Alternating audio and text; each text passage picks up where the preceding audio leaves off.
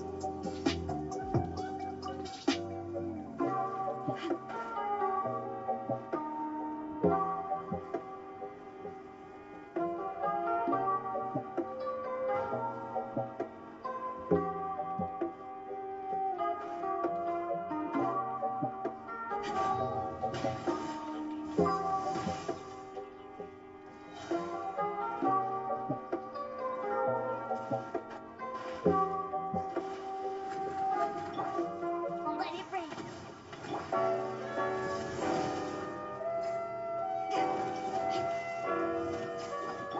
Rain cloud. Time to act.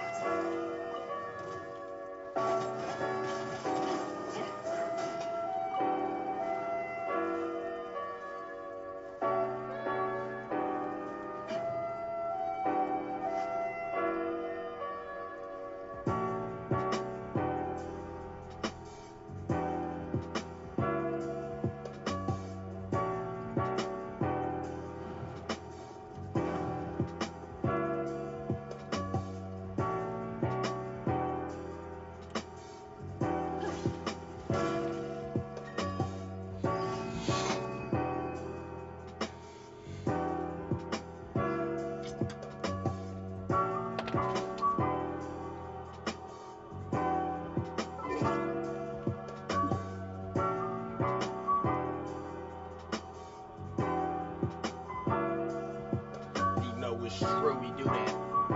Cause we gotta know it, gotta do it on the track, gotta do it in the front, from the back, to the west, to the east, to the side. We gotta do it real nice. We gotta do it real fine and wise. We gotta do it all night, we gotta do it all right.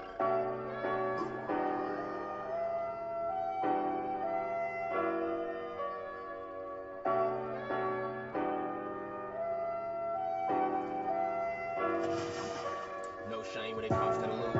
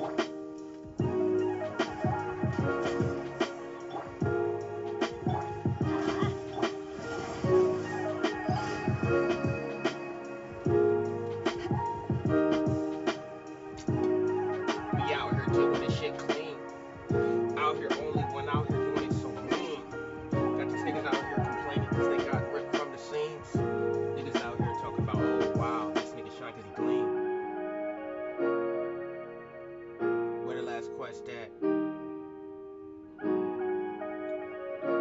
Don't need no excuses. Just show me where the last quest at. We got the last quest over here. About to go over here doing it. The text over here. Everybody out here talking about what they're gonna do this year or next year. But I'm about to do this shit right now because it's the shit that I need. Goddamn, yeah, need it right now. Everybody else on the ground.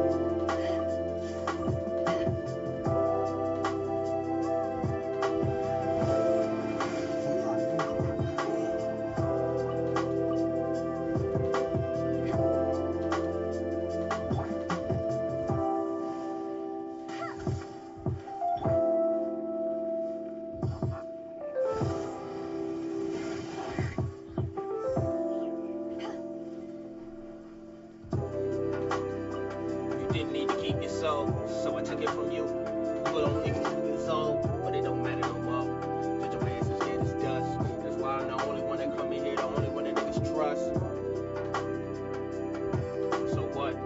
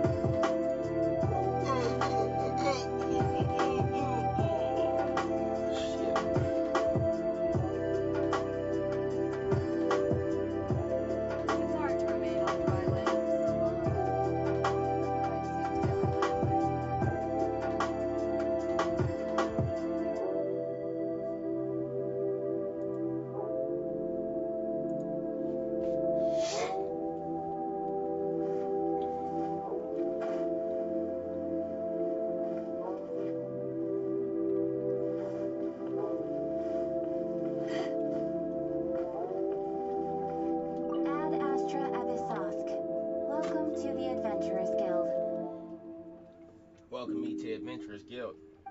That's some dope ass shit. It's the realest shit I want to see, you know, ever if it happens to this.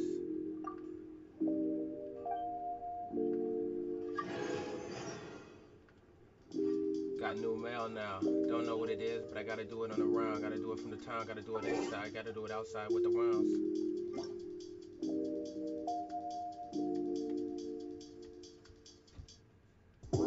Got mail out here. Gotta see what the mail in here kill. Wanna see what it got for me. Wanna see what it's got when I got that tree. Gotta do with it. Look at all this loot. Don't know what to do with it. Don't know what to sue with it. Don't know what to flew with it. Do with it. Do with it. Do with it. Do with it. Don't know what to screw with it.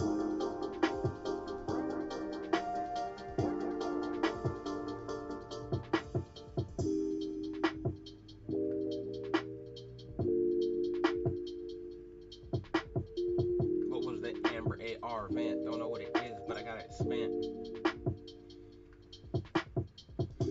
Don't gotta ask. Don't gotta try. Don't really know what's going on through here. Don't really know how to. Add Astro. I'll take the rewards if you don't mind. Need the rewards just right now at this time. Need all the rewards for the moment I grind. Gotta do it when I gotta go right. Gotta go forward. Gotta go. Gotta shine. Need the rewards for me. Don't care about anybody else who wants the rewards. Just let them be what they gotta be, what they wanna see. Niggas ain't got shit on me. I guess we'll see.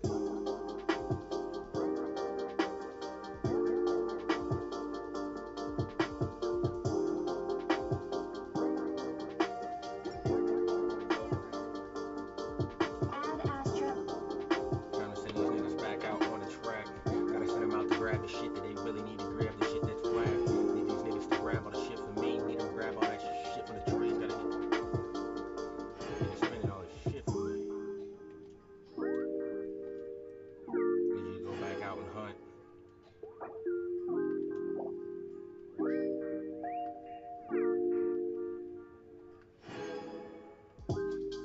As long as you ain't no bitch and you don't punt. Need you to do all the realest shit. Don't front.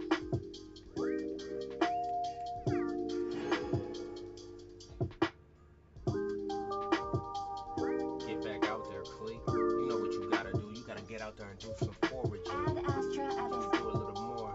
Maybe just a little bit.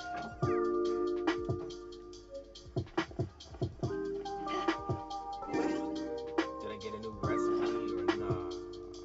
It looks like nah. I was hoping I did, but I didn't get anything. They just think it's a fucking joke.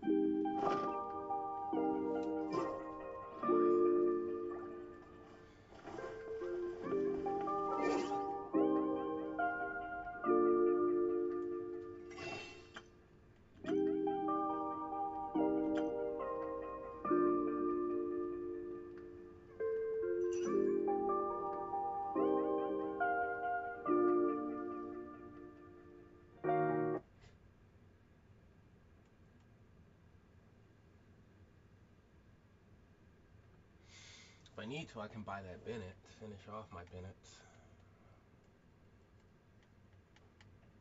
I don't need that anymore, fortunately.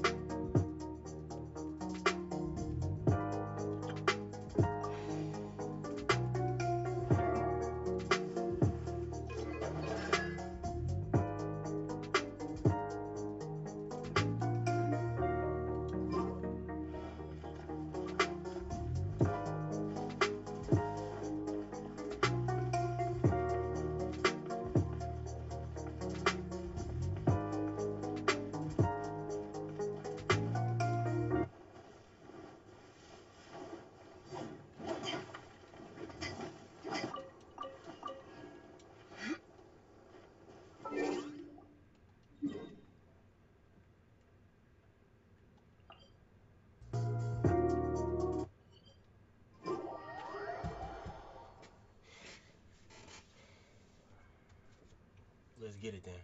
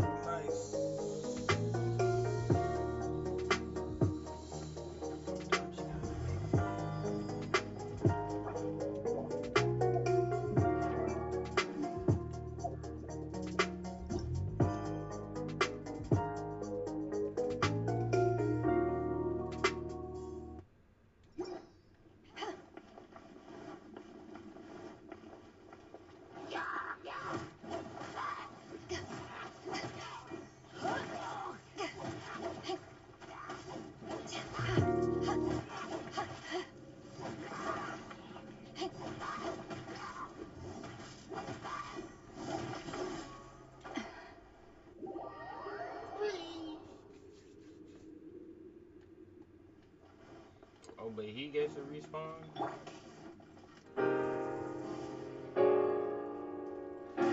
Bet you can't keep up with.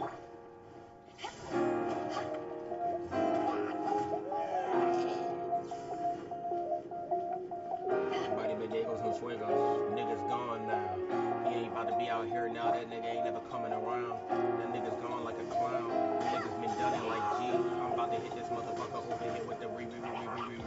Watch him set his ass down. Watch him hold on to that loot. I'm about to hit this nigga with that motherfucking meat blue. I'm about to hit this nigga quick. Oh, this nigga got reflected. He don't know what's going on because everybody just knows what's expected. Everyone knows it's a thru.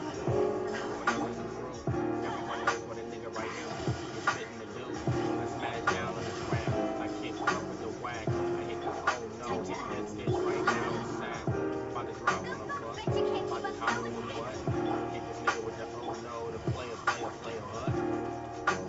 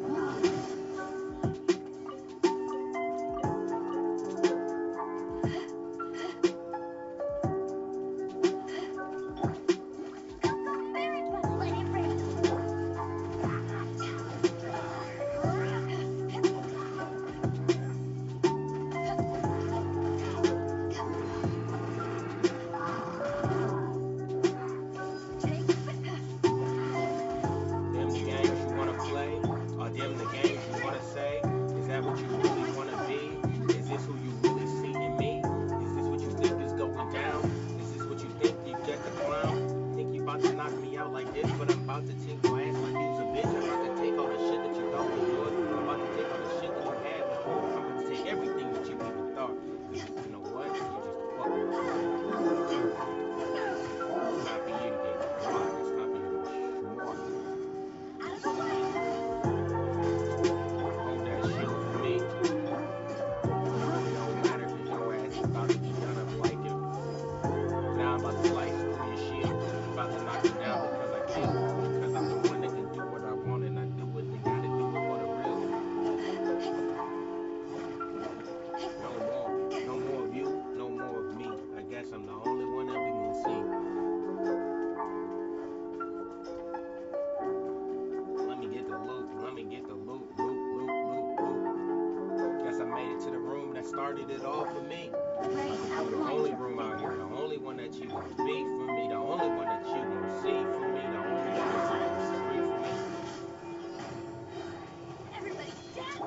Let it rain! Rain cutter!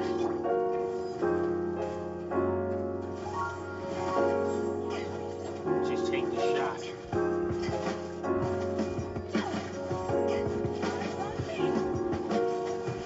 Stand up, hold these. I want you to stand up, I want you to hold these and hold these and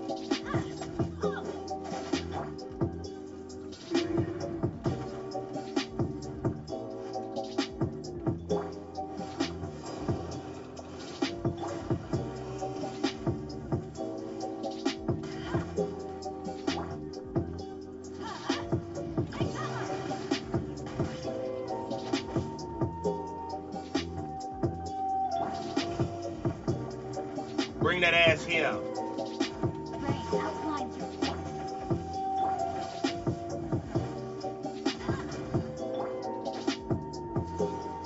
Take cover. Too slow. Too slow, too slow, too slow, too slow. Whoa.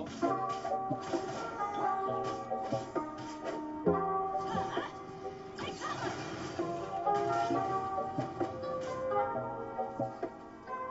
Just like I told your ass before, your ass out here way too slow.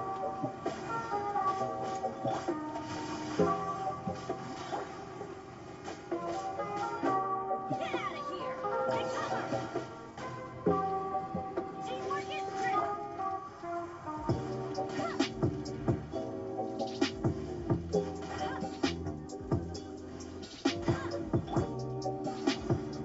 Out of the way.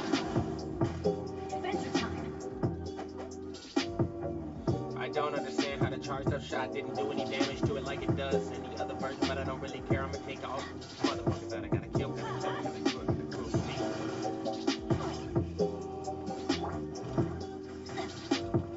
Time to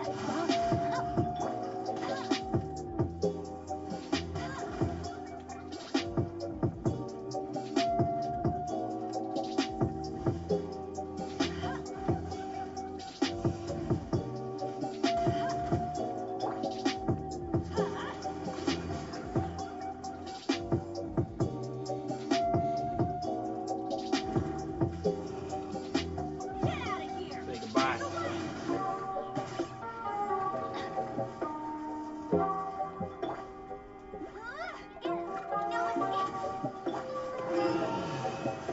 Take cover. That's gonna hurt in the morning. Told your ass to say goodbye. I'm the only one that comes through when I try. The only one that make you really cry. The only one that makes you on the side.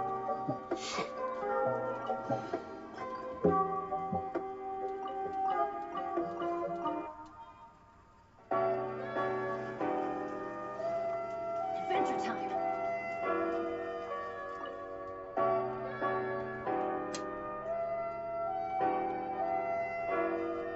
I do it for the loot.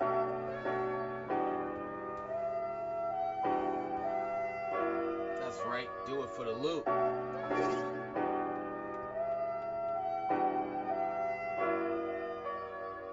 Going out here, did it for the loot.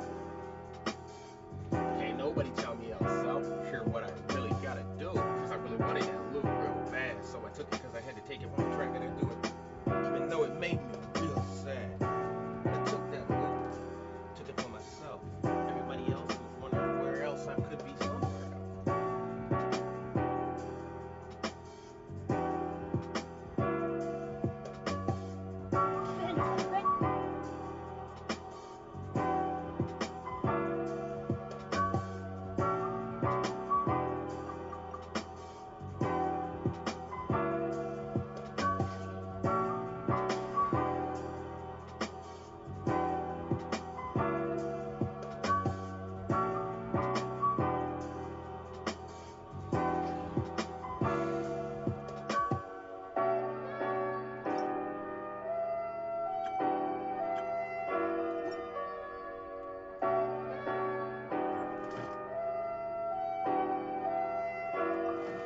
Benny's Adventure Team better assemble. That's facts. We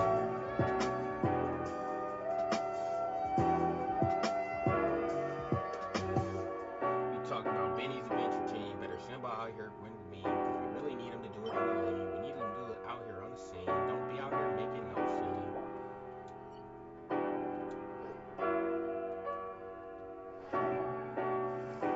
I wanna perk you up. Only one out here who wants it really want.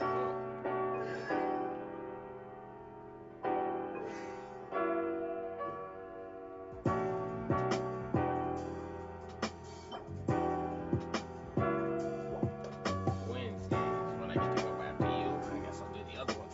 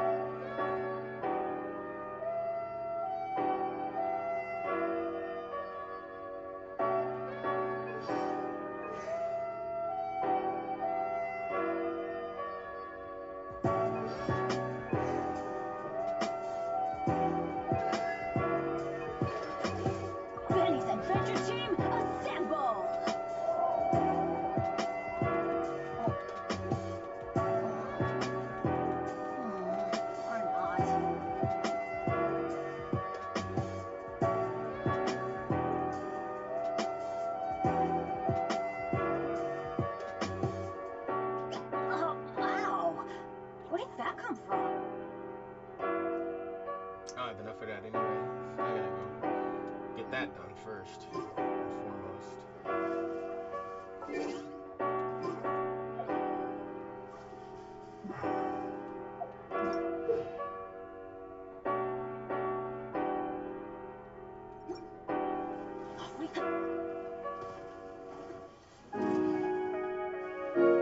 Get out of here! Out of the way!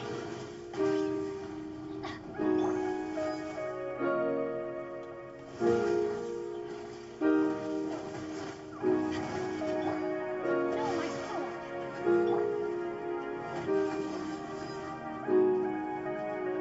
Back up!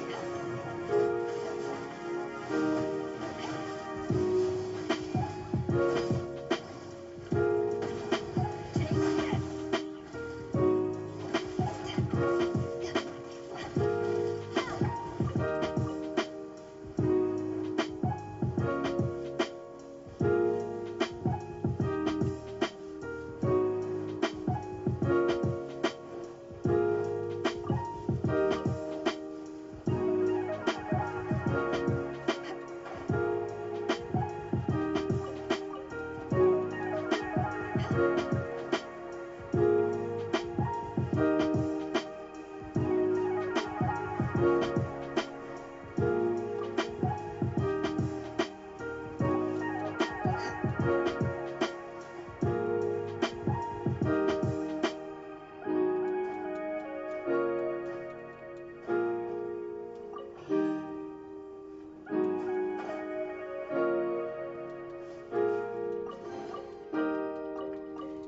She wanted me to have a raw meat.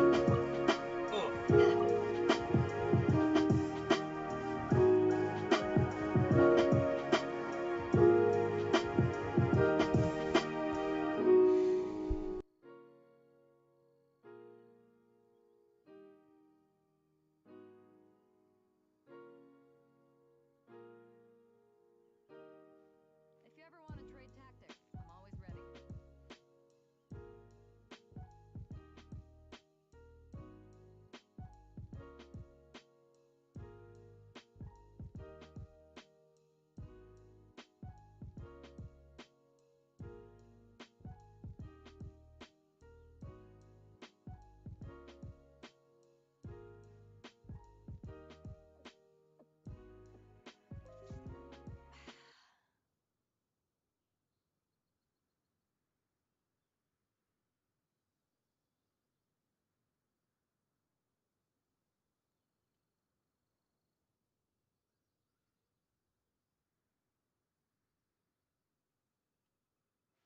If you ever want to trade tactics, I'm always ready.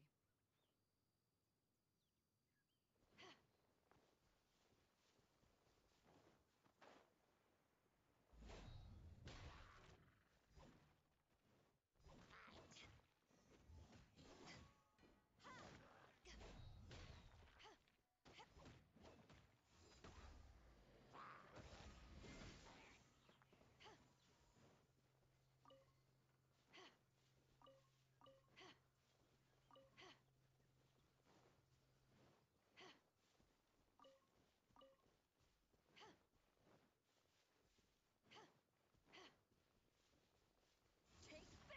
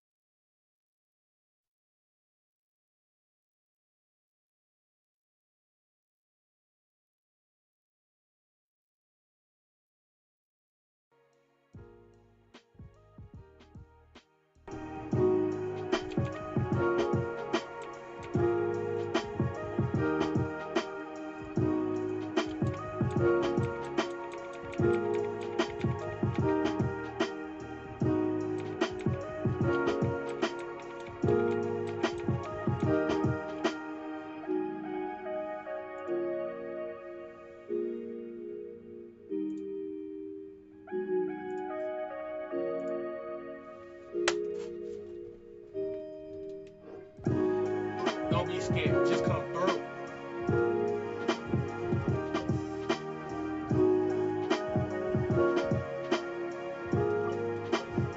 Back off!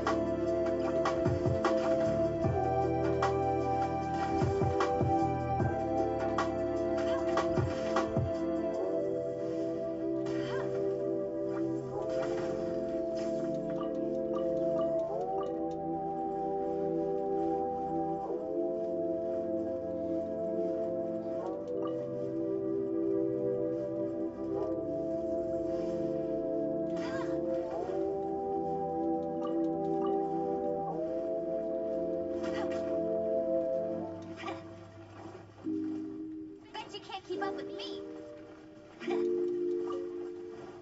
Bet you can't keep up with me.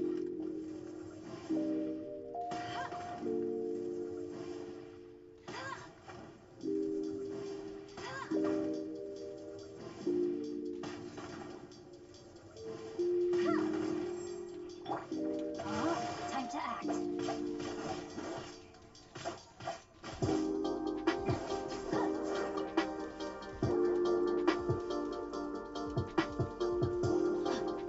Time to act.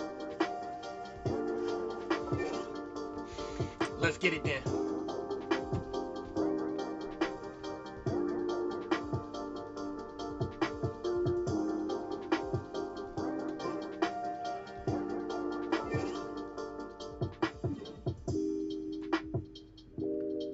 Let's get it then. Let's do it. Let's do it. Let's do it. Let's get it. Let's do it. Let's be the ones to win. Let's get it right now. Need all that shit for town.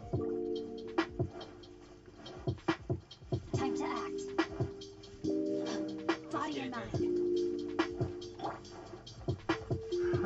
Another test subject. Let it rain.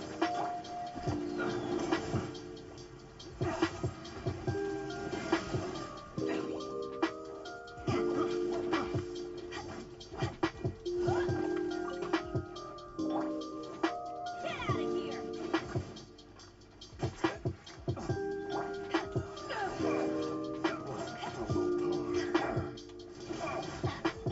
No, my soul. Time to act.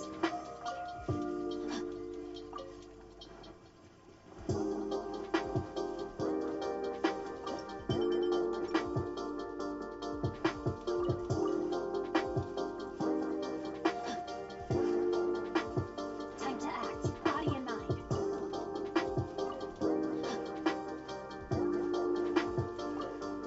So let's get it then. No, my soul.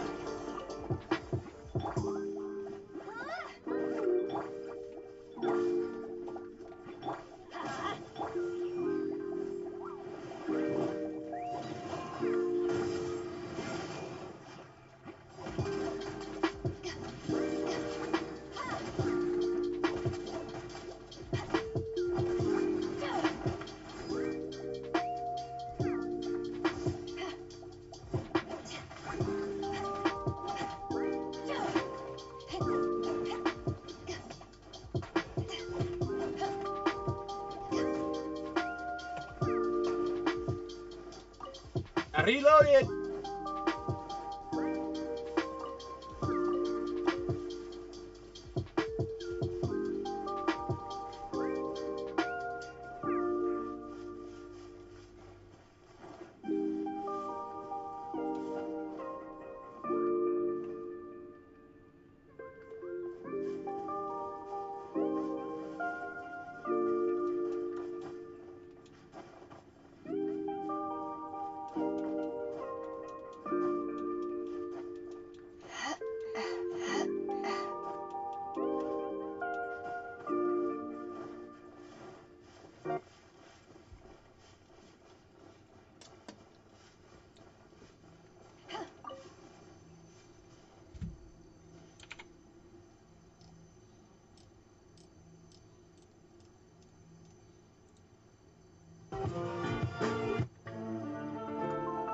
You said bell peppers and beef.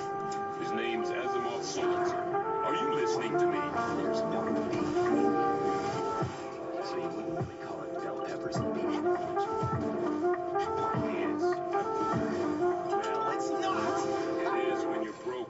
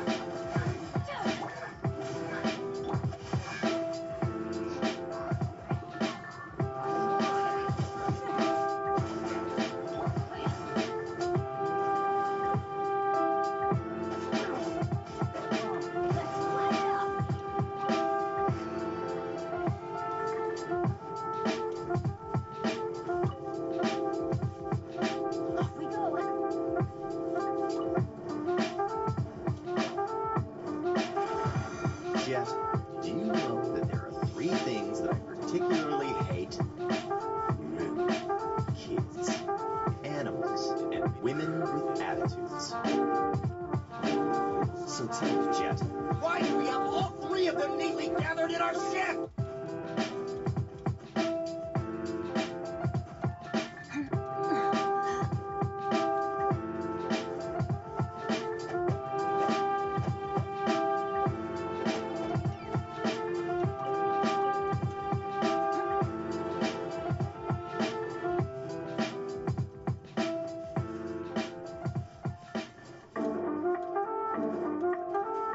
What's cooking? Special bell peppers and beef.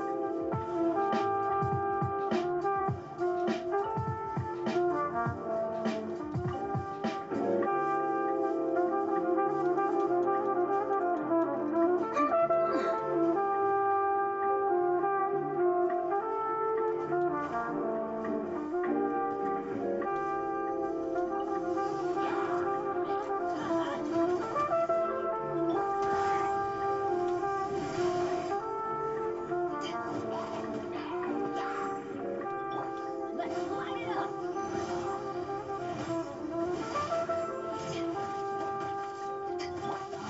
Time to act.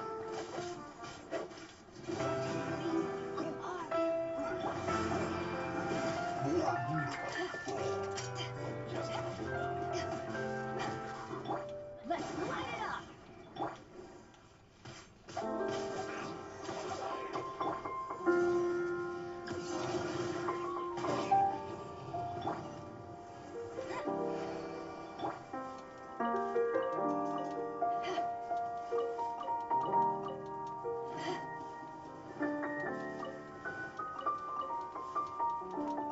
This that real shit.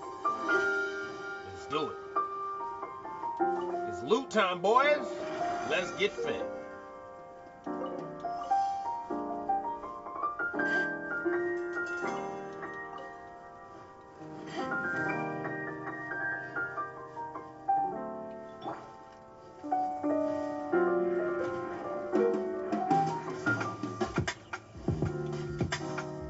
I'll race you there.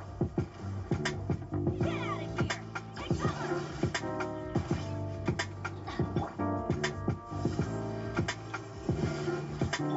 Rain outlines your face. Rain cutter. Yeah. No one escapes my sight.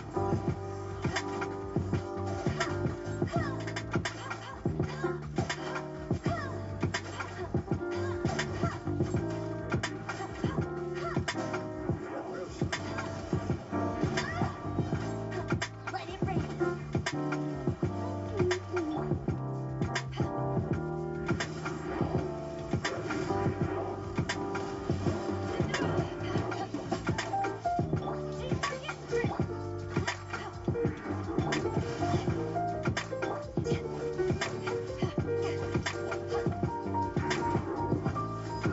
And now you die.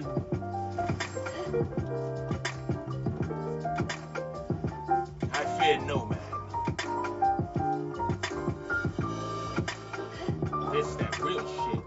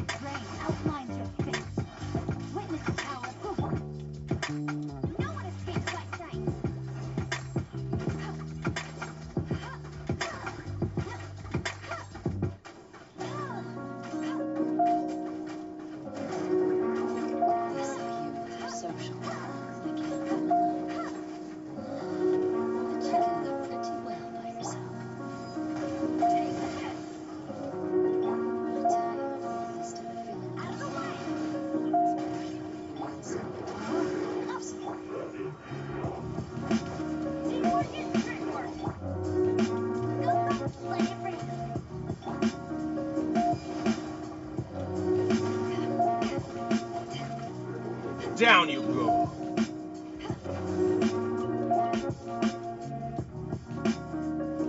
Weak. You and your whole damn crew is weak.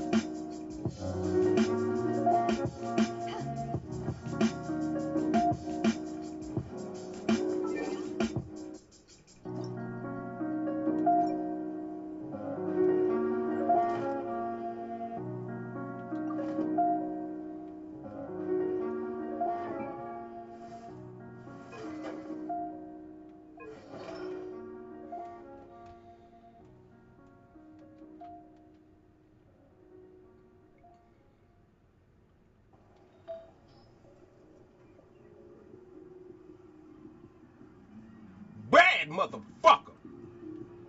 Huh.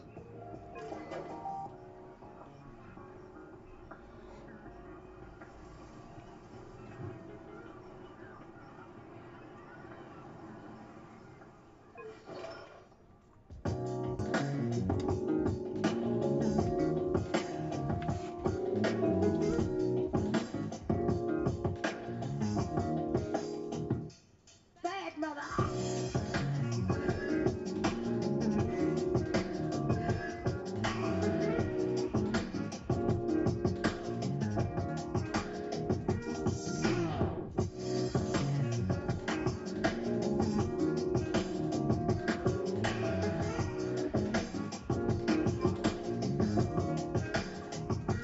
If you ever want to trade tactics, I'm always ready.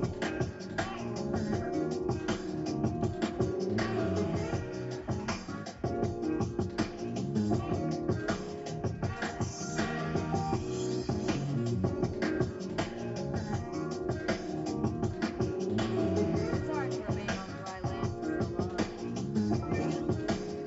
so long. Benny's adventure team, assemble! This that real shit. Or not.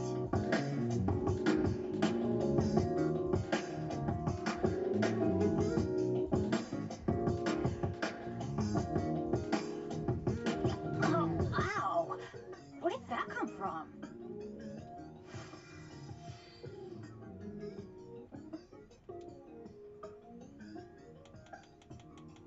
Bad mother!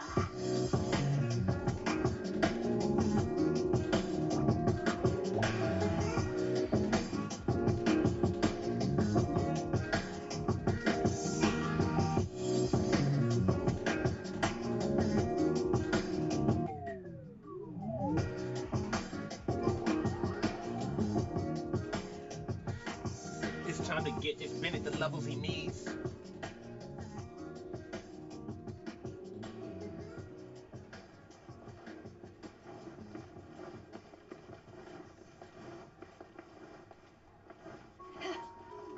Death.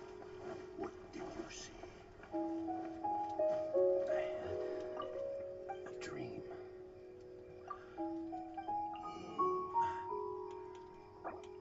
It was the first time. First. That I was really scared. Shook with fear. If one thing, one atom, went away,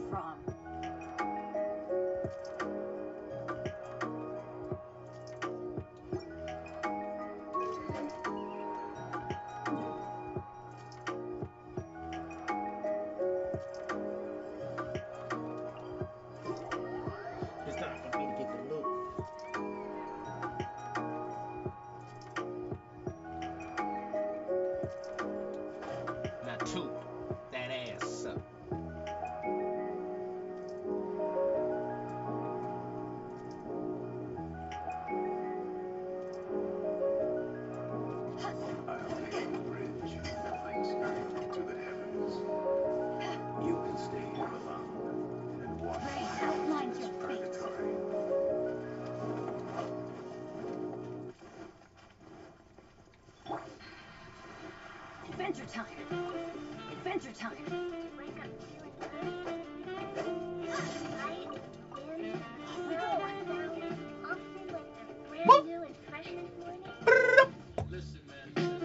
Listen, man.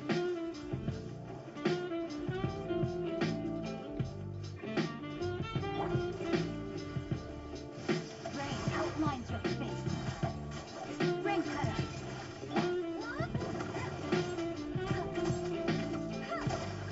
Bet you can't.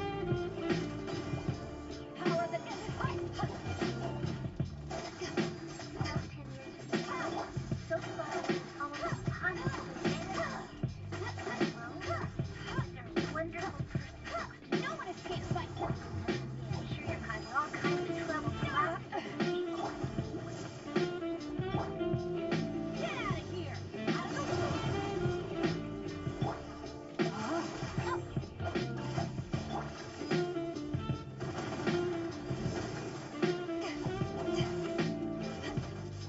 Everybody stand back! Not good.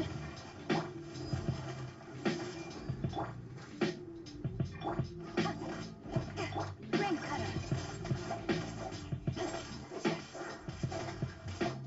Now a big here. No one escapes my... No, my sword!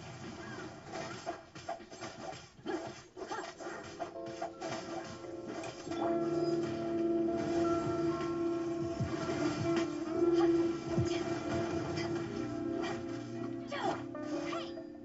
Go, go, Barry! Take cover! Body and knife. No, my sword!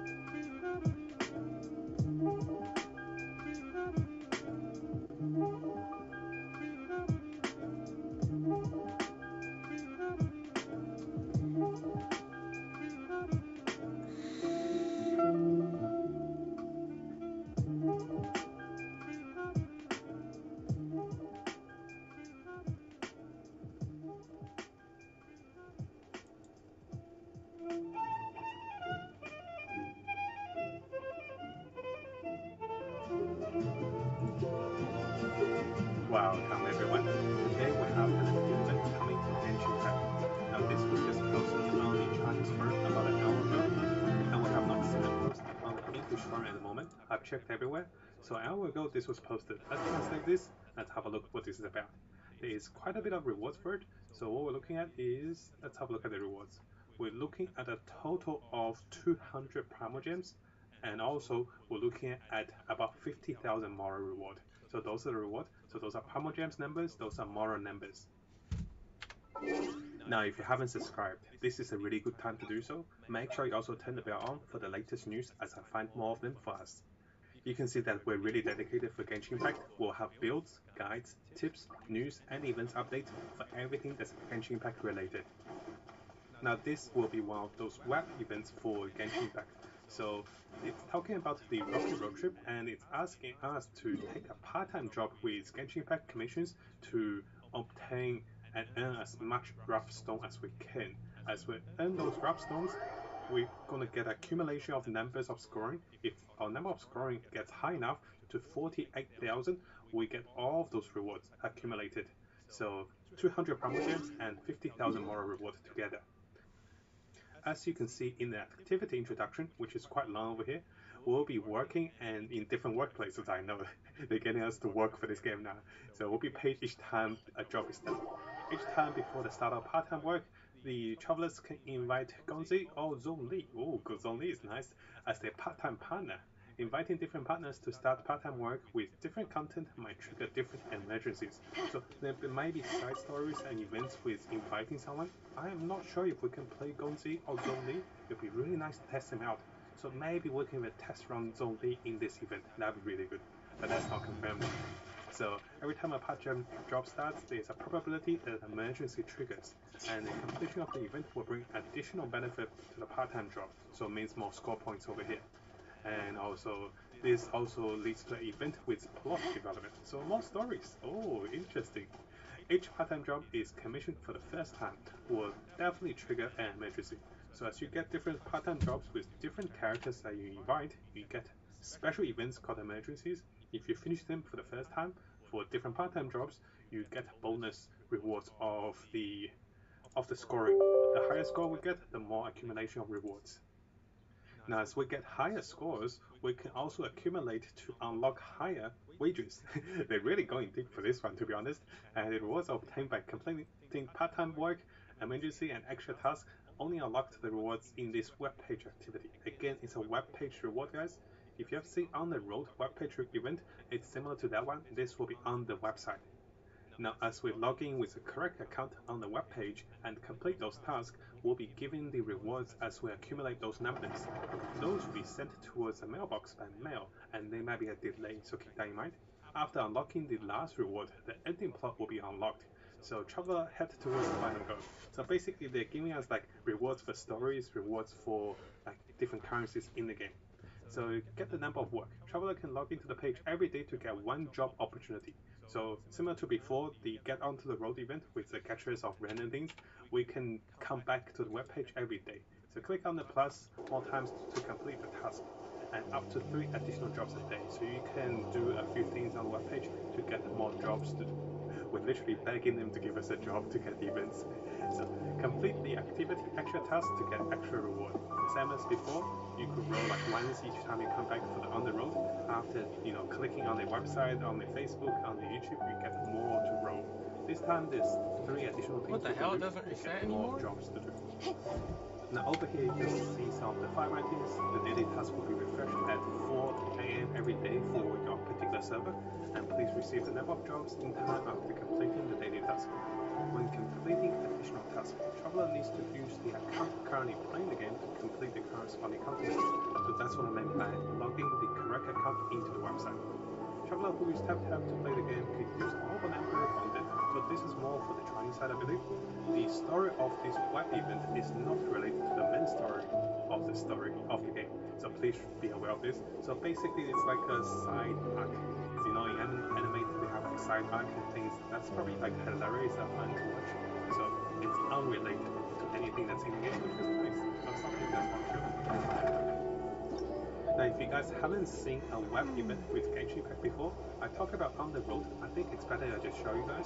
So this was before the game was released. So they had to prepare yourself for some nice prices. You can see that you can get some of the 4-star prototypes. You can get those artifacts.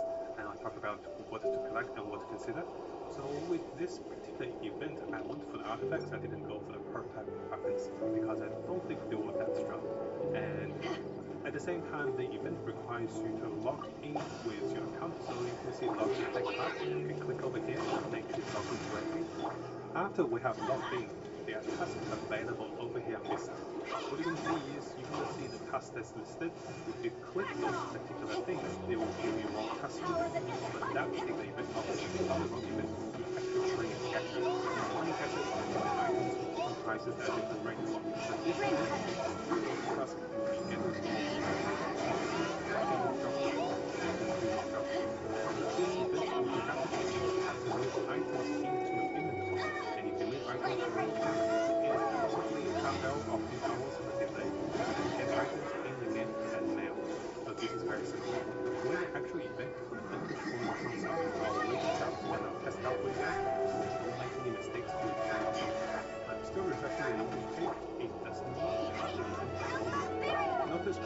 guys, I have warned you guys that the Adventure Assembly event, which came out in the Chinese server a week before us, we did just get this one. So there is likely going to be a delay between the Chinese server and also the English server. And if that's the case, we'll be aware of it. All of the event that was on the Chinese server is also shown on the English server, so you don't have to worry with us missing out something.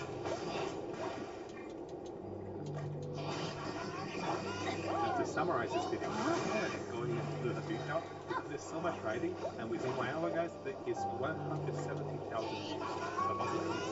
So basically, what you're doing is starting on the 2nd of November, the Chinese server, we haven't got it yet, on the English server, the global server. So you have to be available and about, and you should be doing like different tasks online on those particular locations. Make sure it's not written wrong, guys. I'll give you guys a couple links. And those total reward is 200 primal gems and 15,000 won. And the bonus reward with different plots, different stories as you pick characters. The character can be from Genshin and also from me. I'm not sure who's is all of a sudden became a unique character. See? Well, I guess we'll find out who Genshin is when the story comes in. Now, if you found this video helpful, make sure you subscribe and also turn the little bell on for the latest news. I'll be looking towards to make more builds, guides, tips, and news and event updates for us as we come further into the game. And as always, I wish you guys the best of luck with catching. You can wish Moni's nuts! Whoa.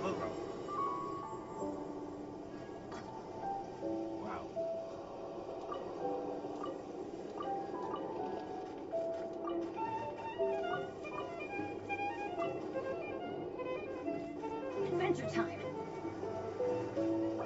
Welcome everyone. It's a new month and this is the first day of the month.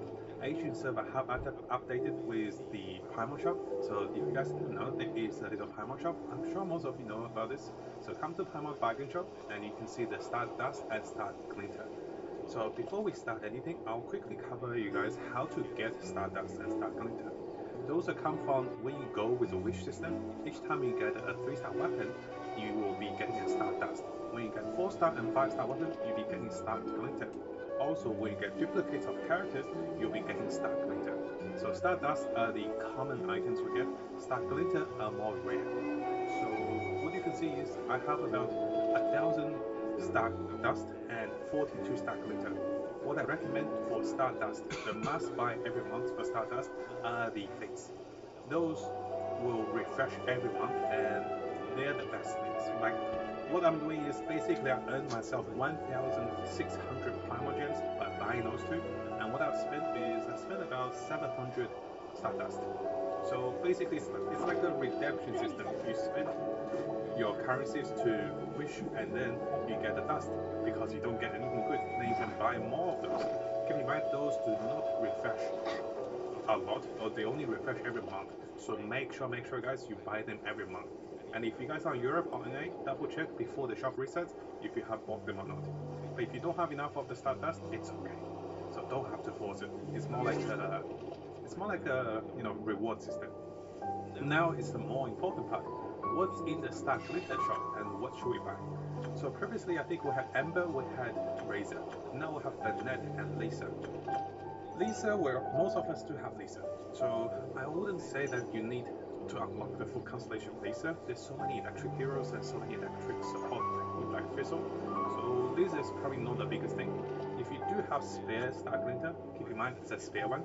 I only have 42, so I probably won't buy Bennett. But in the future, if I want Bennett with one Bennett or Bennett constellation one, it's not bad. So focus on the characters here because those are the most important. Let me show you my Bennett and I will tell you why he is a potential buy. Before I was like, yeah, Bennett just doesn't do much. So when you come to Bennett's ultimate, which is Fantastic Voyage, what he does is he's going to heal everyone up to 70% of the maximum HP based on his HP, and also he's going to give them bonus attack %. So what you're going to see is he's going to heal them with healing up to 70% of the whoever's in there with max HP. He's gonna have 233 skill percent damage, and also he's gonna give everyone 56% bonus attack on his attack, which is very good skill actually. One of the best support skills. So 60 energy, 12 second duration, 15 second cooldown. It's a pretty nice one. And why would you want a copy of him is for that particular skill. After that, if you're going for the second constellation of the net, what you're gonna get is the attack increase no longer has HP restriction. You also get 20% more base attack. So from 56% to 76% base attack added to the whole team from the net's attack. But that said, guys, there is no rush in buying him because, you know, he's a support and he requires a lot of resource to be, how should I say, he requires a lot of resource to be strong. He requires a good weapon, he requires all the attack pieces for the artifact set. He also needs to be high level, so he's like an end game support. I only look into him after I mentioned level 45 when I have finished my 2 teams, or if I'm just missing one myself, 2 teams. The shop is not going to go anywhere, and what I mean is all the items here are 30 days, so it just started today on Adrian. And would you buy the intertwined interface? I would not recommend because those are so rare with the Star Glitter. The Stardust will can only buy this. In the Stardust version, it's a must buy. In the Star Glitter, I would recommend going for those two because there's so many things you cannot understand anything else. So our previous video, which I just posted about the information street, we had lots of the news for the day. What happened was, Text here reminded me that you look at the shop update and characters you can buy. So that's why I started to talk about the characters first, guys. After that, what we're going to are the weapons. What you're going to see are 5 different weapons. Very similar to Battle Pass weapons. Those weapons are unique or exclusive to the shop. And let's have a quick look of each. The Black Flint Sword, you're looking at critical damage per stat, and also for the Black Flint Sword, you're looking at a one-hit sword with critical damage per stat, and also flat attack which is 44, which is quite high. So after defeating enemy, attack increase about 12% for 30 seconds, stun cover 1 time. Keep in mind guys, if you're doing investing in weapons, you're probably going for rank 6 weapons because you can buy 3 of them at once. You could have bought 3 last month, and you could have bought 3 this month. So you could have had maximum ranking. But that is for most who are a little wealthy with resource, who had enough members. For most of us, we probably won't have enough so we're probably looking at 1 or 2 of those. So this one is not bad. If you have seen our Battle Pass video with the Battle Pass sword, I believe that is a bit stronger. Critical damage is nice, but we need critical rate first. Regardless, this is quite a powerful item in cleaning out small monsters on monster decks. Because each time you clear monsters, you get attack damage, and you can get higher. Look at 12% for now. At rank 6, we're looking at 24%. So with 3 stacks, you look at 73% attack increase at the maximum. And the stack does not refresh. So what that means is you have to kill multiple small monsters quickly. It is probably not the best item if you're going for boss fights, you know, if you're going for big monsters. And similarly, I think all the weapons here have the same special effect. Let's probably touch on that on detail. You can see all the weapon has critical damage stats, and you can see the attack damage, this one's only 42. So this is a 2-hand sword, and similarly you can see the lens have critical damage. The lens usually have the best critical damage on the stats. Remember, for the Battle Pass one, it had 8% critical rate, so has 12% critical damage. Same as before, the same text specialty. And similar to the Catalyst, Big Book Edit, yeah, this one's the same, 12% critical damage as well. And finally for the bow, we look at 8% critical damage, 44 attack, and the same stats. Now, when would you go for those items? I would not say you go for those items as your first tier item for your strongest character. Because for those characters you build as a main character, like either Luke or maybe Kachin or even Xiaoling, those characters want stronger items, and those items has the best health and everything. If you're required to kill monsters to get high attack, it's kind of too situational. You don't want to keep yourself in a situational position where you're limited to how you can gain damage, and this is the downside of those weapons. So I wouldn't recommend going for those weapons unless you're quite wealthy and you just wanted to get maximum level of those to clear small monsters. We can also touch up on the other items, but guys, those are not worth it. If you just start in the game, you have a bit of currency, if you're short on those items, just wait and you can farm those monsters. Those are easily acquirable and those doesn't even cost prison. You can just kill those monster mobs. I do have a guide to show you how to farm those regularly, so never go for those. Those are like, I guess, those are baits and traps. And talking about baits and traps, I wouldn't recommend going for the adventure experience, the enhancement, the Mora if you're really short on Mora and you have too much stack dust. But most of us don't need Mora that badly that will spend stack dust, because the trade-off is you need 700 a month for those into fates and acquainted fates. So the Mora, you can't exchange Mora into fates, right? So, but the other way works. So it's better we save the star dust, and for the star glitter, the only thing I think worth it are the heroes or the characters.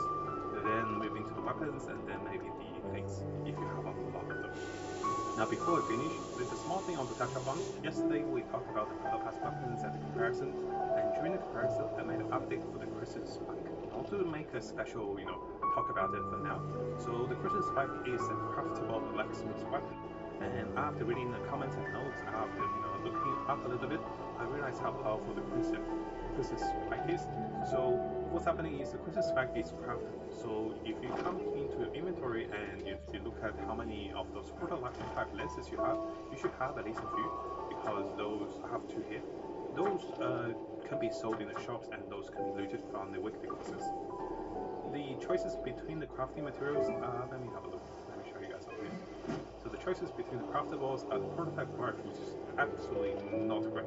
But Crimson Spike, apparently, after having a look, it is a top tier item, because the additional attack 20% as damage for 5 seconds. This attack does Benny's not Adventure have Team, a trigger cooldown.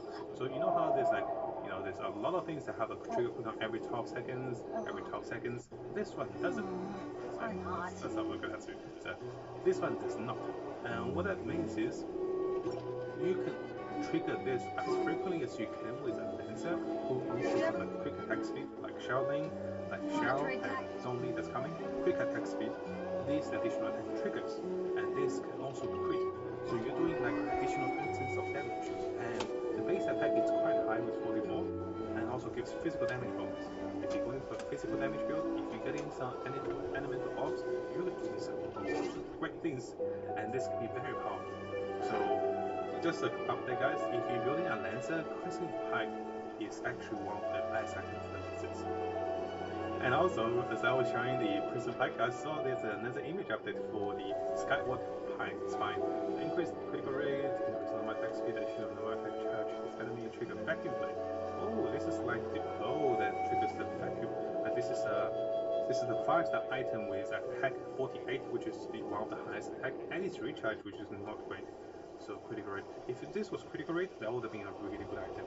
But currently is not critical rate for sap stats, and also at critical rate and attack speed is okay. So in the end, this is more like a controlling polearm. What you can use for is, I think Zhongli and Xiao can use more effectively, and Shaolin can. So just for the energy recharge. But if that was more offensive, this would be an incredible polearm. You can see the comparison polearms. Look at attack substats and critical rate substats.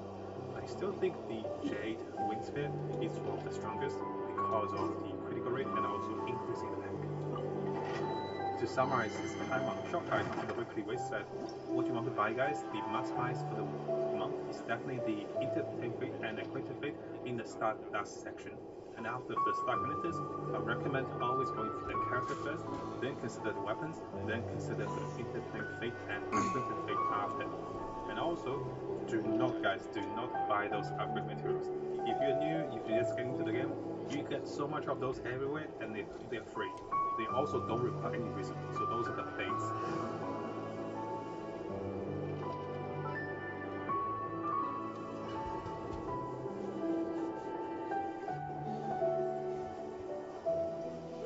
You're probably gonna get demoted. Hey guys, again. today we're going to be showcasing 410 Chamber 1 6 stars. We take the middle bump, I go through that very quickly because it lowers my defense, I think by 15%, but increases my attack by 40%. And right now what we're trying to do is just pre-order Chamber 1. It doesn't matter if we die or we just want to brute force our way in. Because if you guys don't know, as long as you get 3 stars on a chamber, say chamber 1 for example, if one of your characters die, restart the chamber, make your team suitable for chamber 2, and then you can take your time for chamber 1, you know, using 1 star, 0 star, that's fine, with 3 stars, okay, that's exactly what we did here. So you might be wondering why is there a team like this? We're just making our team suitable just for stage 1, and that's it. And I really don't know what I was doing here because I did this, I 3-starred so long ago, and we only have Geo main character and OO, but Geo main character does a lot of damage, especially against the slimes.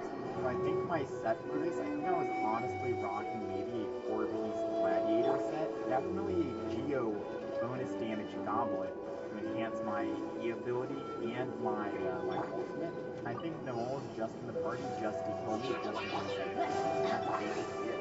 I think she's there just to kill me, and we switched to Geo main character just to do damage. That's basically it. Geo main character for the win, am I right, guys?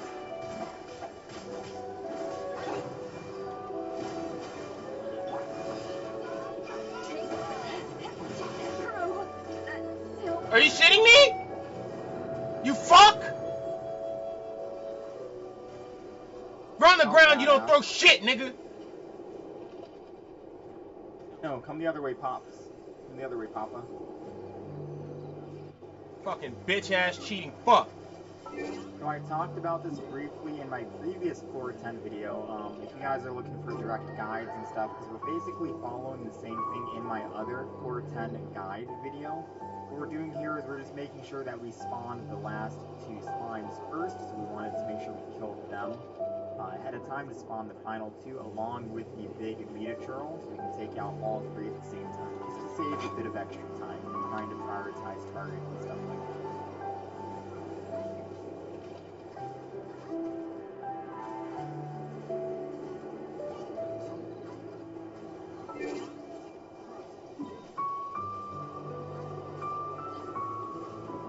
I do like no damage.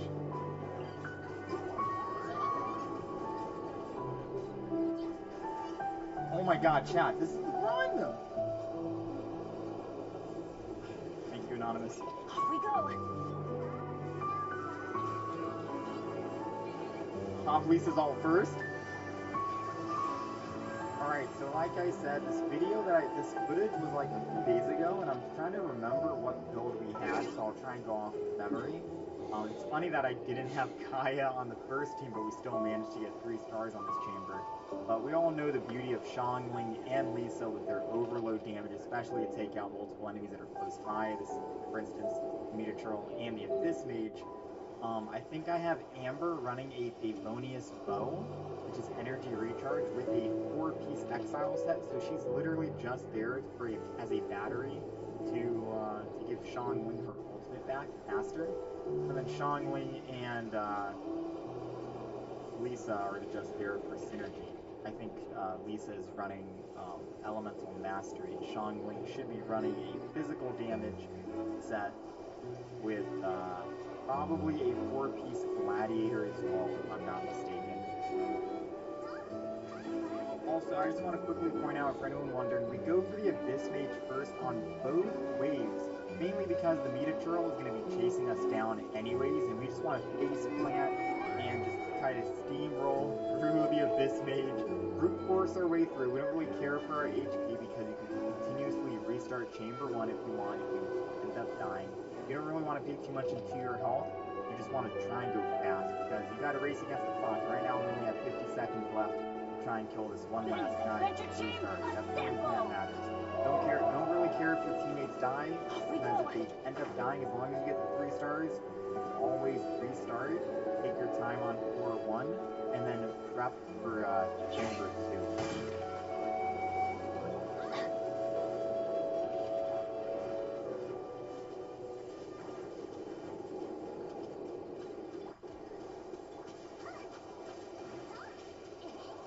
Adventure time.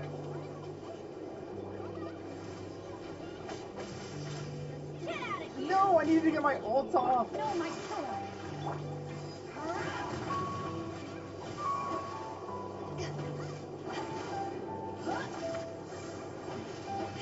Yes! Let's light it up.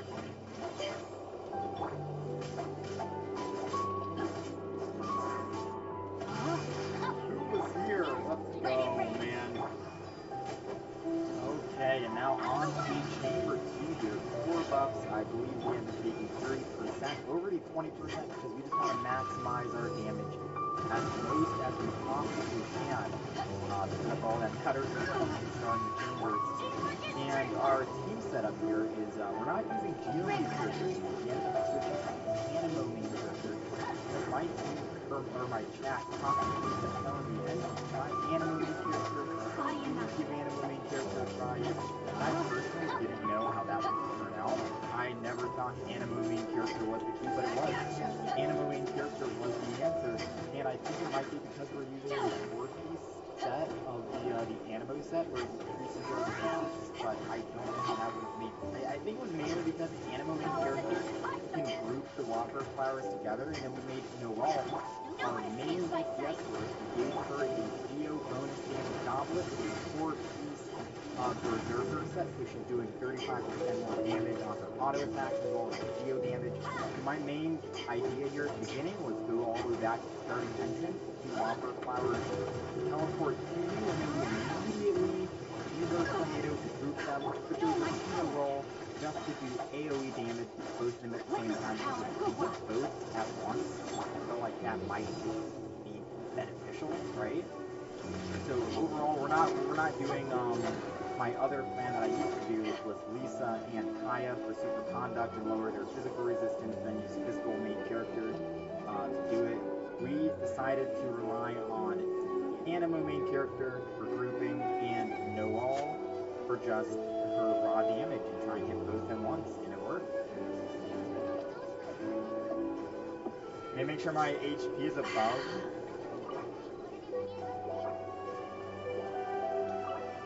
I also want to throw in that you want to try and stop these guys from, you want to break their shield whenever they use it, because I think they end up taking more damage when you end up breaking it. So by any means, just try and make sure you focus that, and then whoever is knocked out or stunned, try and focus them, so you can deal more damage. Overall, this stage is pretty simple. It wasn't as simple, I'll be honest. I spent forever trying to clear floor 10, chamber 2. It was the hardest chamber of them all because the Whopper flowers are so tanky. But Animo main character definitely made it easier, grouping them together and using Noelle to do AoE damage against it. I honestly think we ended up getting 2 stars on my first attempt with Animo main character, so I was quite surprised with that. But yeah, I don't talk much in the video, but this floor is just make sure you focus Whopper flowers first. The hilly churls are not a problem. The Whopper flowers are the main issue, so I'm trying to dodge these hilly churls if I don't need to actually target them, mainly because I want to focus all of my attention on the Whopper flowers. But with the Animo main character, I mean, it makes it easy to group these hilly churls up anyway, so it's a win.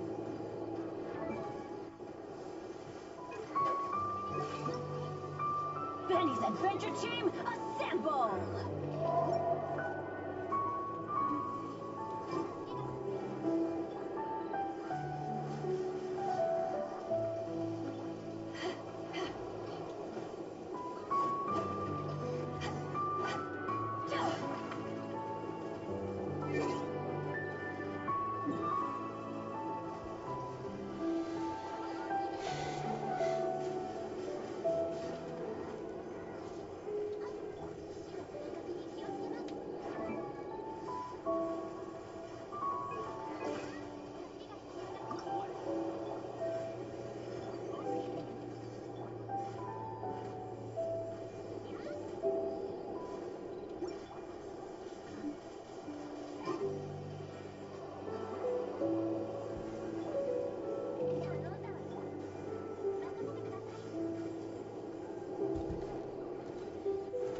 Wait a minute, is this faster?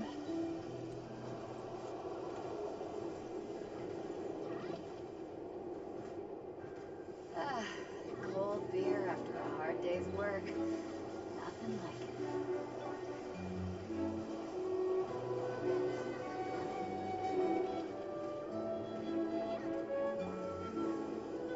Also, I want to quickly throw in, as I'm not sure what build we were rocking on some of my characters. I know for sure Noelle was using the Gladiator set, and Geo bonus damage on her Goblet. We have a 4-piece Animo set on main character. I believe Amber was rocking a 4-piece Exile. with the Felonious bow, so she's acting as a battery. And I think Kaya has a 4-piece Nobilis set, which basically means whenever he uses ultimate, we'll get If you ever want to trade tactics, I'm always 20% ready. either attack or attack damage. I'm not sure what the text reads on Nobilis for 12 seconds. And that's pretty good because Kaya has such a short cooldown on his ultimate. I think it's like 40 seconds or 60. I think it's 60 seconds. I think Amber actually has the shortest on the team with 40. But yeah, Kaya is there just to boost our damage just a little bit. So whenever we use our ultimate on Kaya, we do increased damage for the next 12 seconds. So pretty good. This dude doesn't know anything.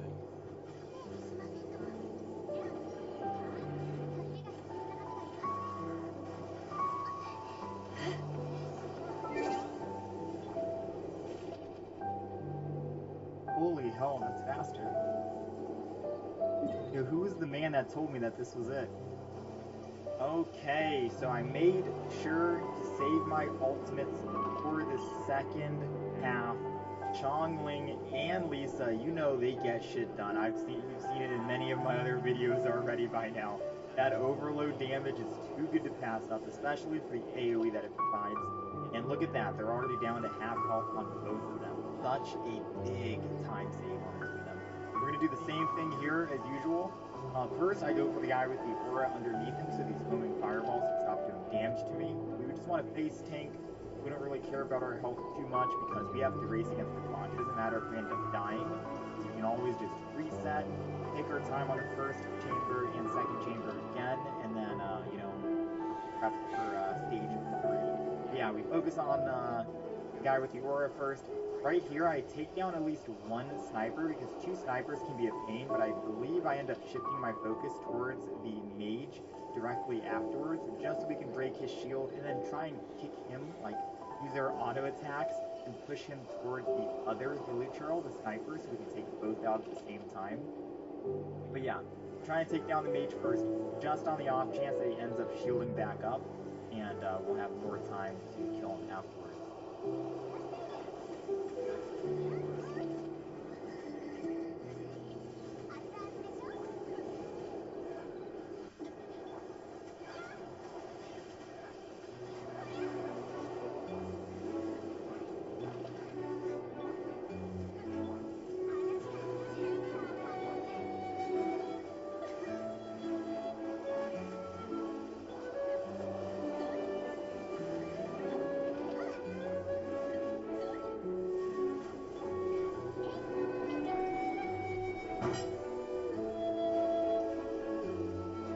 Who was here?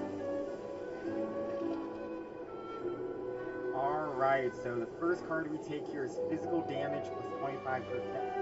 That is the only sensible card there. We changed our setup yet again. We're rocking Geo main character with Noel, Amber, and Kaya. Kaya, we use his ultimate and gives us 20% extra damage for 12 seconds because of the 4-piece Nobilis set. What 2 Geo people do in the party, if we're protected by a shield like we are now, we get 15% extra attack damage. And then going along with our physical damage buff that we ended up getting, plus 25%, along with our physical weapon, prototype Roncore, and our physical goblet on our main character, Geo, you can see we're bursting this guy down so fast. Before I'm even done talking, he's dead. Like, what is that damage, right?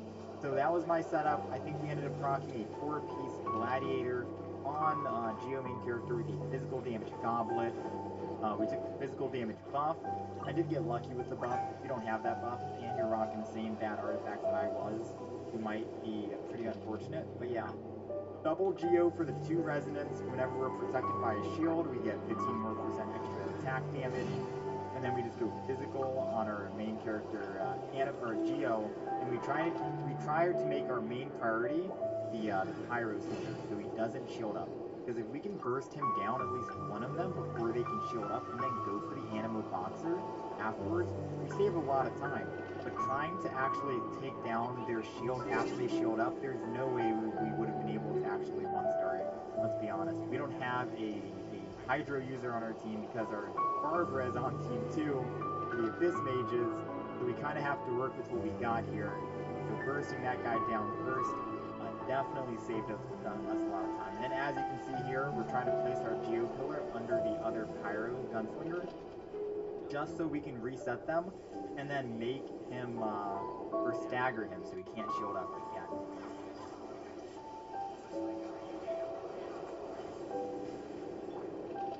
Come on, reset. Oh my god, come on, reset, please. Please, for the love of God, reset. Thank you.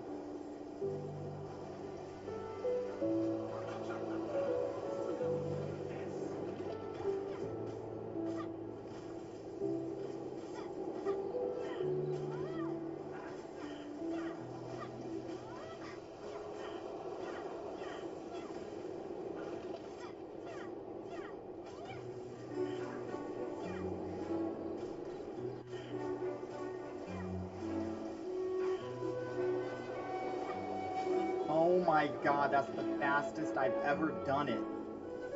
Oh, I can't, oh.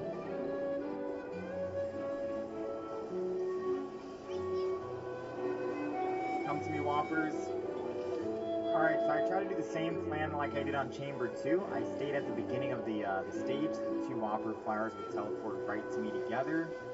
And we try and just get them in a corner over here. Use Shangling and Lisa's ultimate Barbara just to pop them whenever they do try and charge up. And then just try and burst them 2 down together. That was my main focus. I think I at least tried to get 1 Whopper down first, and then focus on the Abyss Mage, and then try to kill the final one. But yeah, my main focus was definitely Whopper flowers first, because of what we witnessed on Chamber 2 and how tanky they can be.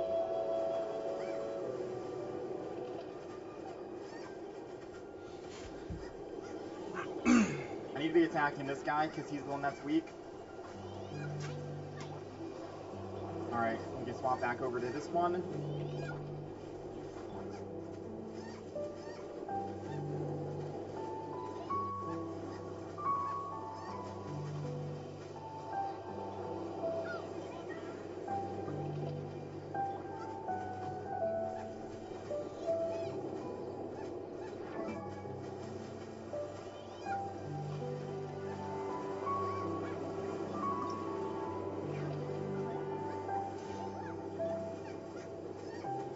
Makes more sense to probably go after this one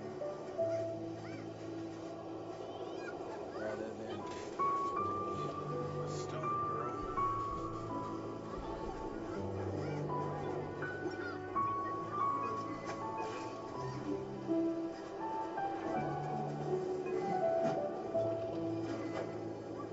Come on, come on! Oh, wow. Where did that come from?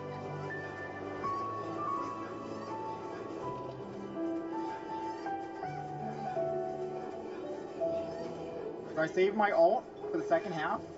No, I'm just gonna use it now.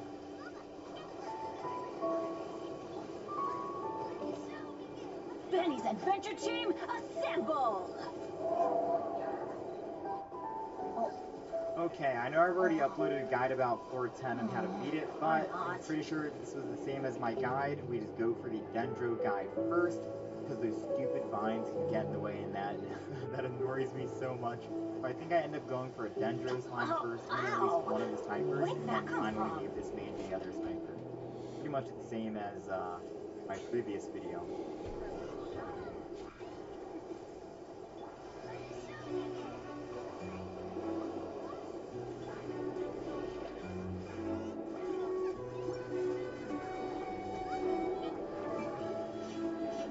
It is time! Give me what is mine! Or I will silence you for good.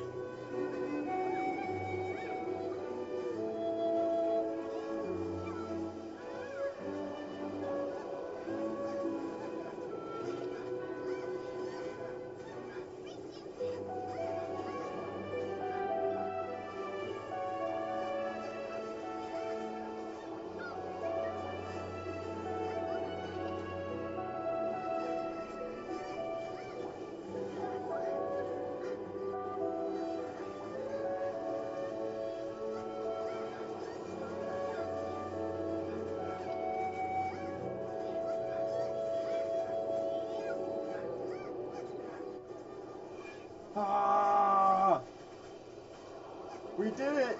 Oh, let's go. Gooba, finish him. Just like that, ladies and gentlemen, we got it done. 6 stars on 410. I don't know if we can actually do 9 stars. In all honesty, it's either go 6 or go 9. I'm happy with 6 because we can continuously farm primo gems every 2 weeks. I'm okay with this. I don't think I'm going to be pushing for 9 stars. I think I'll just settle for the 6 and continuously farm it until we get stronger. But yeah, let me know if this video was helpful and informative for you guys. Leave any comments if you have any down below, and I'll catch you guys next time. He cheating. He cheating.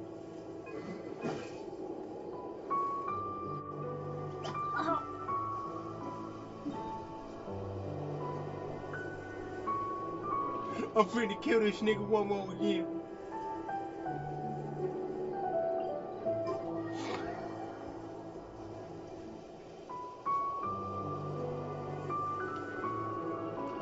What is up, everyone?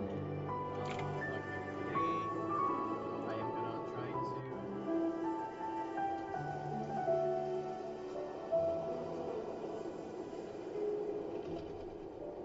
It's hard to remain on dry land for so long. Never quite seem to get my land legs back. On course to be the biggest voter turnout in a century, which experts say is good news for the Biden campaign. And with a steady 10-point lead in the national polls, we ask, is there any way at this late stage for Trump to win If you ever want a to trade second tactics, term? I'm always ready. I'll tell you how Trump can win a second term. With news stories like this one. It's in the headlines tonight. Foregone conclusion, hashtag Trump is losing, fat chubby orange man bad is going to lose, and now the weather. Have we all just forgotten what happened last time? Experts? The polls? Hillary Clinton recently said that she can't entertain the idea of him winning a second term.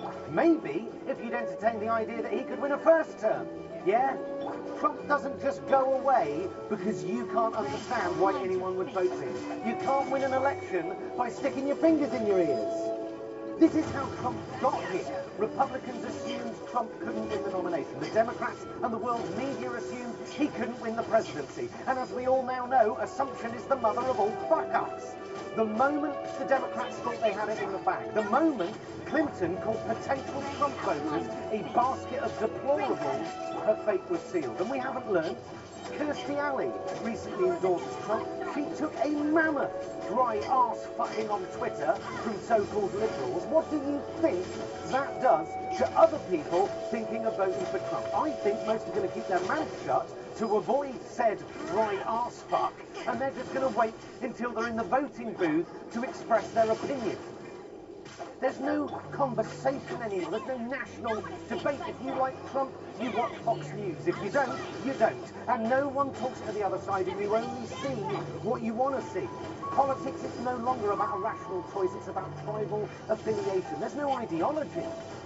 What does it mean to be a conservative in America these days? It's not about fiscal responsibility anymore, because giving huge tax breaks to billionaires isn't fiscally responsible or indeed moral. It's not about Christian values. The evangelicals, they just ignore Trump's unchristian behaviour and then convince themselves he's a Christian because he lets them walk around Walmart with military-grade assault rifles. But imagine their rage if Hillary had had 5 kids by 3 different men and had paid off a porn star. It's them and us. And that's all there is, you know? There's no ideology. Conservatism in Trump's America is about one thing and one thing alone: owning libtards, making college-educated liberal snowflakes upset. That is the Trump doctrine, trolling libs. And then there's the Democrats, different sides of the same coin. What do the Democrats stand for? Look at this election. What do they stand for? Beating Trump, because he's a thug, and he's rude, and he's uneducated, as well as being a demonstrable bigot. But beating Trump is not a political ideology. I'm sorry, it's not. What do you stand for? We stand against Trump. Now that's reason enough for someone like me who thinks Trump is a fat, narcissistic, despotic bubble of spunk. But it's not me you're trying to persuade. You're more than welcome to despair that anyone could be undecided in this election and dismiss anyone even thinking of voting for that man as a racist or a misogynist. Okay, but do you want their vote or don't you? Because that's how you win an election. That's how you beat Trump. What about those people who think Trump is a fucking idiot, but who've found it a bit easier to put food on their table under him than they did under Obama? What about them? Because there are millions of them. How are you trying to persuade them? Well, Trump's an idiot. Well, yeah, we know that. They know that. What do you stand for? We stand for women and minorities. Okay, that sounds disconcertingly vague. How? Well, we just stand for them.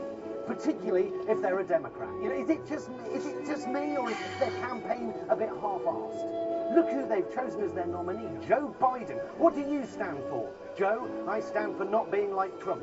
I stand for being a bit like Obama. I stand for being a bit like Obama in a retirement home.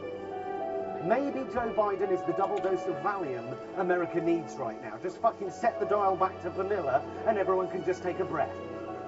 But right now, I genuinely can't see how Trump can lose this election, whether outright or by a protracted legal fight. Fuck the polls, fuck the numbers, I can feel it in my gut. Just like last time, I could feel Trump was going to do it. My fear is once again there's a lot of shy Trump voters being undercounted by the polls who are about to spring another huge surprise. But if I'm wrong, and I hope I am, but if Trump does lose on Tuesday night, it might not be a rejection of his America First doctrine, his tough immigration stance, his disastrous COVID response. If he loses, it might be because everyone has simply got fed up with him being such a fucking cock all the fucking time.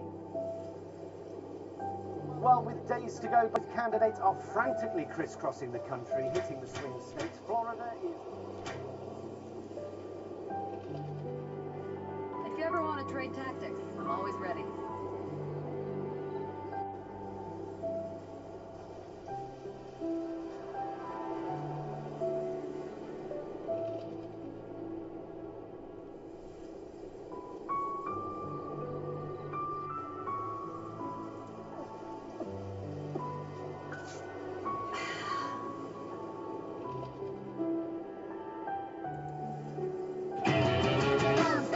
Don't start the music. Oh, そしてもう一つ、男なのに女みたいな名前。どういう関係なのよ。それは内緒。でも、ってことはゴータも共通点あるよね。女なのに男みたいな名前。だから、ゴーって呼ばないで。ゴーって呼ばないで。ゴーって呼ばれてるんだから。なんで？戦国武将浅井長政の三女と同じ名前のゴーでしょ？そうだけど、普通に読めばこうなんだから、そこは素直にこうって呼ぼうよ。それが優しさってもんじゃないの？そんなことより。そんなこと？ごめん。ゴーちゃん。だからゴーじゃなくてこうって呼んで。どっちでもよくない？よくない。こう。ゴー。こう。ゴー。こう。ゴー。ゴー。しまったー。分かってる。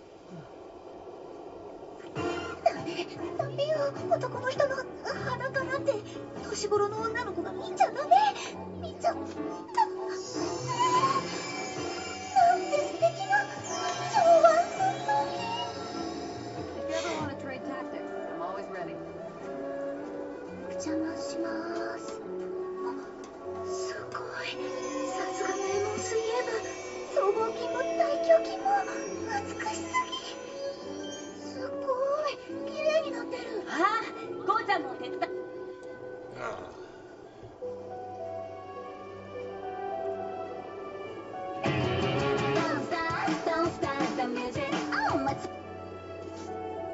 I gotta run this bullshit again.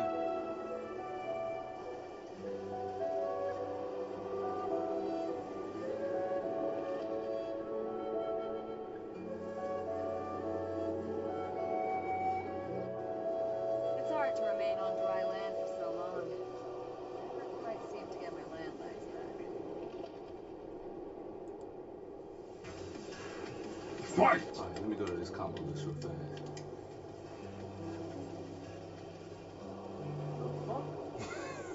Combo's hard as hell. Man, hell, I'm just trying to do the ultra anyway. I'm just gonna go to the ultra. They tripping. Alright, they go to the ultra. XXAABB throw the controller. Hold the controller 2 times? What the fuck does that mean? How do they even know I'm throwing the controller? Throw the controller 2 times? How? Okay. Throw the controller 2 times. To be continued? Sorry, What am I supposed to do? So when I get to the end of the combo, they gonna tell me the rest? How can anybody do that? So you tell me there's a part 2 to the combo? Come on. Who's doing this shit? Show me a demonstration. I don't believe it.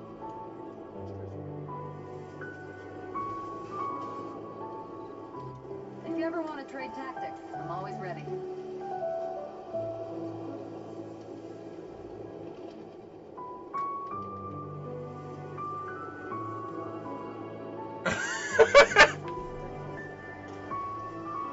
He really threw the controller 2 times.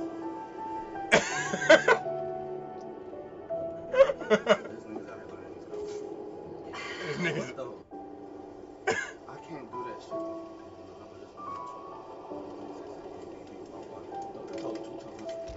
Come on, bro. XXAABB rotate LB. My nigga not doing it. He only doing punches in case he not doing nothing like that. XXAABB wah. Throw the controller 2 times. Rotate LL. Man, come on! Come on! Nobody can do this shit. This shit is impossible. I don't care what that nigga told me. All right. If you ever want to trade tactics, I'm always ready.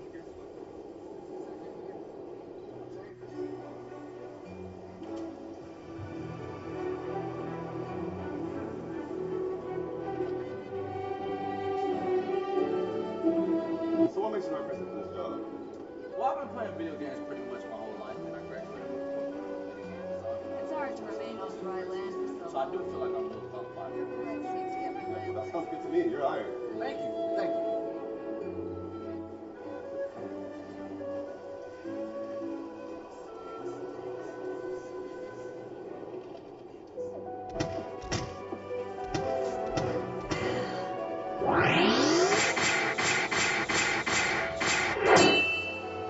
KO.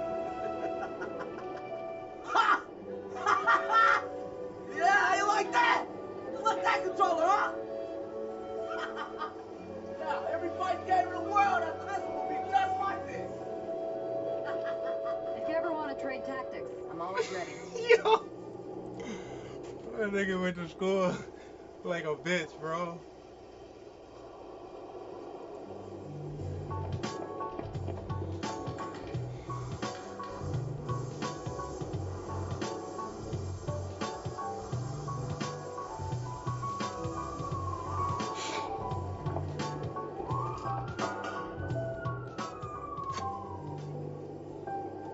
Americans became familiar with the violence of organized crime during the bootlegger and prohibition era, but most Americans had no idea the true extent of mob crime until well after the Second World War.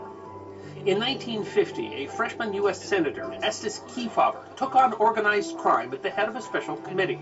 The so-called Kefauver hearings were held in major cities across the country, and the ones that were televised live became a sensation, in the first place that many Americans came face-to-face with the mob. It is history that deserves to be remembered. Organized crime began in large American cities like New York, often in marginalized ethnic neighborhoods. Many of them began as locally focused street gangs that expanded to organizations that acted citywide and later even nationwide. Of course, it's well known that Prohibition provided fertile ground for what became the largest crime syndicates who used bootlegging and illegal bars to make fortunes. Some powerful gangs formed within Sicilian communities and integrated members of the Italian mafia fleeing Mussolini's Italy. Violence became endemic as the gangs fought over territory and supplies, bringing rise to famous mobsters like Al Capone. In New York, the fighting culminated in Charles Lucky Luciano creating the Commission to lead, govern, and protect the interests of sanctioned crime families. When Prohibition ended, the families moved into new industries, including criminal enterprises like gambling, labor racketeering, extortion, and drug trafficking. They supported gambling as a legal enterprise in Nevada and Las Vegas and used huge sums of money to quietly bribe and evade local police departments and judges, which had neither the knowledge nor the resources to combat the well-organized, cross-state criminal enterprises. In 1949, stories about organized crime started to appear prominently in American newspapers. Crime commissions in cities like Chicago reported that there was corruption among local officials. The American Municipal Association, which represented some 10,000 cities and towns, petitioned the government to do something about organized crime. While Democrat Estes Kefauver was only in his first term as a senator representing Tennessee, he had been in the House of Representatives since 1939 and had conspicuously supported President Franklin Roosevelt's New Deal. Kefauver had run against the Democratic machine in Tennessee, run by E.H. Crump. He answered the growing call for action by drafting a resolution to allow the Senate Judiciary Committee to investigate organized crimes activities in relation to interstate commerce. This caused a problem because the Senate Committee on Interstate and Foreign Commerce claimed jurisdiction. Eventually, a compromise resolution was introduced that would create a special committee of 5 senators that drew from both committees. Still, some senators opposed the committee as it was against the spirit of the Legislative Reorganization Act of 1946, which had nearly eliminated special committees altogether. Opposition was so strong that the vote was tied, and Vice President Alvin Barkley cast the tie-breaking vote to establish the committee. The Special Committee to investigate organized crime and interstate commerce was tasked with investigating whether organized crime utilizes the facilities of interstate commerce or otherwise operates in interstate commerce. And if so, who or what kind of organization was responsible? Kefauver was made the committee chairman, which led to the committee being popularly called the Kefauver Committee. Barkley also chose the remaining members: Herbert O'Connor of Maryland, Lester Hunt of Wyoming, Alexander Wiley of Wisconsin, and Charles Tobey of New Hampshire. Kefauver directed the committee to focus its efforts on what he called the lifeblood of organized crime, interstate gambling. Kefauver promised to lead a no stone unturned, no holds barred, right down the middle of the road, let the chips fall where they may investigation, no matter the political fallout. The first hearing was held in Miami on May 28, 1950. Almost immediately, they found gambling everywhere, openly and notoriously, and apparently with the full knowledge of the entire community. In the committee's report, they reported that law enforcement, incredibly, claimed they didn't know anything about gambling activity. Known gangsters from states as far away as New York, Pennsylvania, and Michigan had headquarters at hotels in Miami. Kefauver concluded that the sheriff of Dade County had done nothing to enforce the Florida laws, and several members of his staff testified to corruption within the office. The sheriff of Broward County got most of his income from a business which ran gambling activities. Many gangsters and witnesses refused to appear at all, which the report said is strongly indicative of an admission of guilt. Perhaps most shockingly, the investigation traced connections between gambling businesses and contributions made to Florida Governor Fuller Warren. Affirming his commitment to a no-holds-barred investigation, Kefauver reported the information even though Warren was in his party.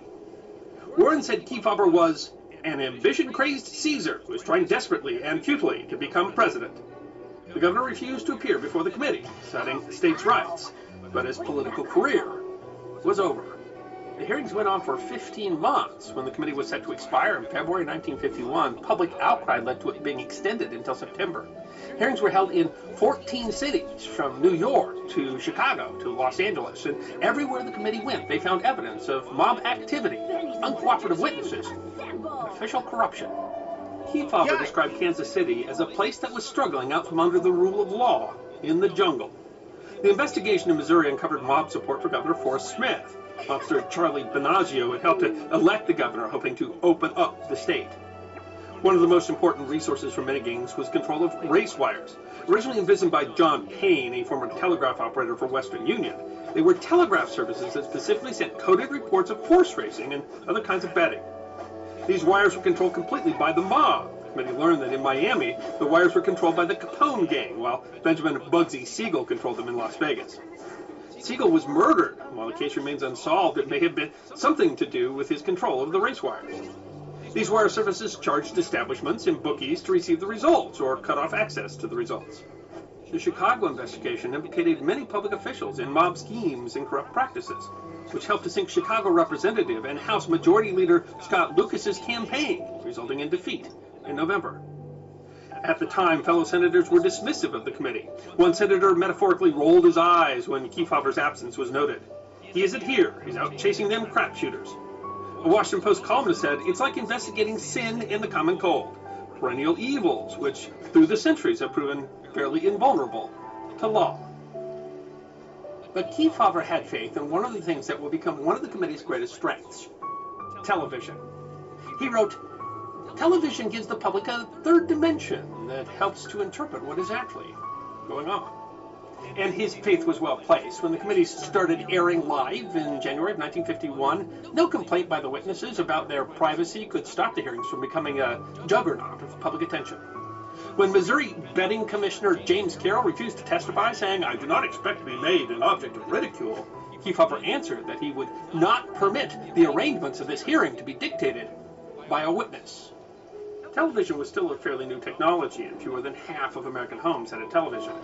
Many of those who didn't have one watched the hearings in bars, restaurants, and businesses, and they even played in some movie theaters. In March, 20 to 30 million people watched the New York hearings. In 1950, there wasn't enough programming to fill the schedules of even a handful of channels. Primetime had good coverage, but there was often nothing at all on during the day. The Kefauver hearings provided some riveting content. Time magazine helped sponsor the hearings in New York and Washington, D.C., promoting magazine subscriptions. The hearings were a hit, as Life magazine noted. Looking at millions of frosty screens, people sat as if charmed. Never before had the attention of the nation been riveted so completely on a single matter. The U.S. adjusted itself to Kefauver's schedule. Dishes stood in sinks, babies went unfed, business sagged, department stores emptied. Babies went unfed? Time magazine. Wow! In the middle of it all was Senator Kefauver, warning of a sinister criminal organization at work in America's cities. Possibly the biggest draw of the televised hearings was the cast of characters the committee interrogated, criminals as suave and well-mannered as their investigators. The mobsters looked like they had stepped right out of a crime movie, well-dressed and belligerent, while corrupt officials were rattled by the questioning. In L.A., gangster Mickey Cohen, when after he had surrounded himself with acts of violence, responded, "I've not murdered anybody. All the shooting has been done at me." In New Orleans, when Sheriff admitted on television that he had a safe in his bedroom with $10,000 or $15,000. "Look at here, all this is going to go over the radio and this television. You're just inviting burglars," the sheriff worried. "There's quite a few burglars around here," the committee counsel agreed. Others seemed to develop amnesia or plead the fifth, their constitutional right not to incriminate themselves in their own testimony. When they arrived in Las Vegas, many of the high-profile casino owners had simply skipped town. In St. Louis, bars are said to have done better business than they did during the World Series. In Los Angeles and San Francisco, the hearings uncovered illegal payouts and activity, which is some of the largest audiences then recorded for daytime television. The committee questioned a number of important mob figures like Tony Accardo, Joe Adonis, gangsters with nicknames like The Waiter, Little New York, and Greasy Thumb Guzik. By far the greatest drum of the hearing came during the 8 days the committee spent in New York City in March 1951. Frank Costello, said to be a key mob figure in gambling syndicates, drew enormous attention. His carefully coiffed hair and tailored suits would help to define the image of the Italian-American mobster. Costello refused at first to testify because microphones would prevent him from conferring privately with his lawyer, but a compromise was made that the live broadcast would focus only on Costello's hands, which twisted and clenched, revealing inner fears and confusion.